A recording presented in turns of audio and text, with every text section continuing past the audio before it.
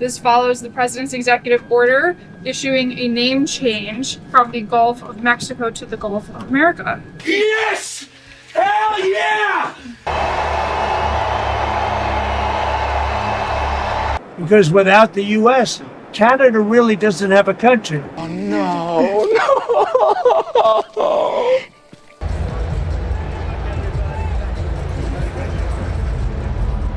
If you look at Canada, it would be cherished as a 51st state. Alright guys, welcome back. Today I have another trending topics of yesterday to share with you guys.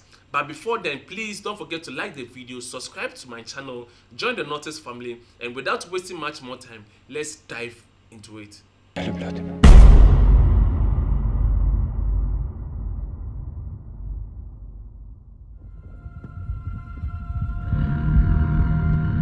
On Sunday, President Trump signed a proclamation declaring February 9th as the first ever Gulf of America Day, celebrating the renaming of Gulf of Mexico. This historic moment happened as Trump was on his way to New Orleans for Super Bowl 59. He signed the proclamation while Air Force One flew over the area being renamed.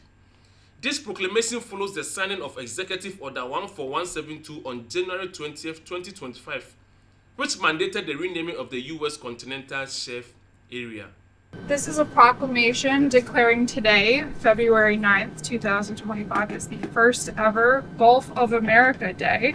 This follows the president's executive order issuing a name change from the Gulf of Mexico to the Gulf of America. And we're flying right over it right now. So we thought this would be appropriate.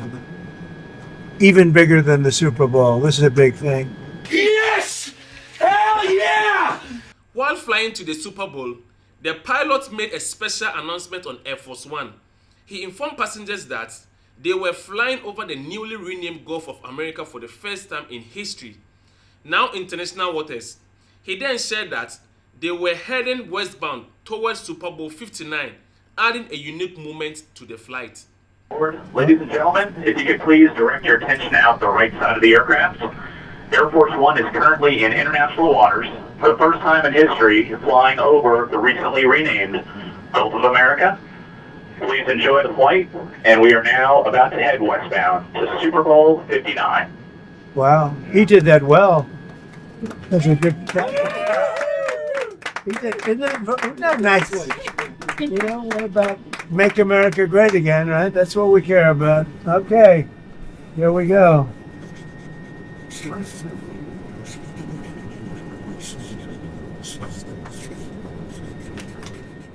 Trump also discussed Canada and its relationship with the US.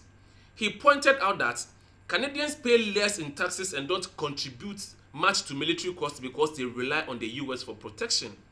Canada, we'll see what happens with Canada, but the people of Canada would be paying less than half of the tax. If you look at the tax, they're going to be paying less than half the tax. You know, they don't pay very much for military, and the reason they don't pay much is they assume that we're going to protect them. That's not an assumption they can make, because why are we protecting another country? Now, I love the people of Canada. We have a great relationship. But if they became our 51st state, it would be the greatest thing they could ever do. It would be unbelievable. It would be a cherished state. And think of how beautiful that country would be without that artificial line running right through it. Somebody drew it many years ago with a ruler, just a line. You look at how beautiful that is. Wow, it would be very exciting. But Trump pointed out that without the US, Canada wouldn't really have a strong country, since most of their business is with America. Trump explained that with a simple decision like having cars made in Detroit, he could impact Canada's economy significantly, making it difficult for them to survive as a viable nation without US support. if you look at Canada, it would be cherished as a 51st state. They don't pay their share of military in NATO. They pay very little for military. They're not protected at all. And the reason is they think we're going to protect them. And in the case of Canada, if this should happen, I don't know how they can do it without us. Because without the U.S., Canada really doesn't have a country. They do almost all of their business with us. And if we say we want our cars to be made in Detroit, like with a stroke of a pen, I can do that. And other things in addition to that, would not allow Canada to be a viable country. President Trump was seen standing for the national anthem at the KC Superdome in New Orleans, which is Louisiana. His gestures was a clear show of respect for the anthem and American traditions.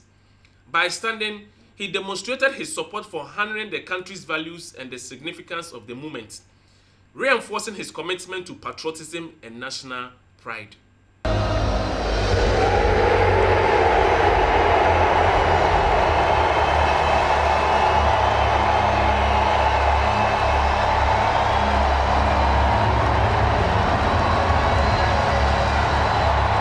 President Trump took a moment to pose for a photo with first responders at the KC Superdome in New Orleans. This gesture highlighted his appreciation for the hard work and dedication of first responders, showing his support for those who serve their communities in times of need.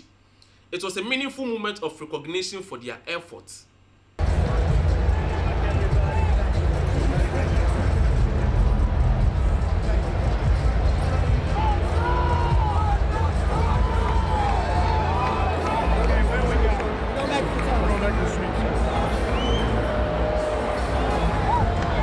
President Trump arrived at Joint Base Andrews after attending the Super Bowl in New Orleans. His visit to the big game showed his support for the event, and after the game, he made his way back to JBA, marking the end of his trip to the Super Bowl.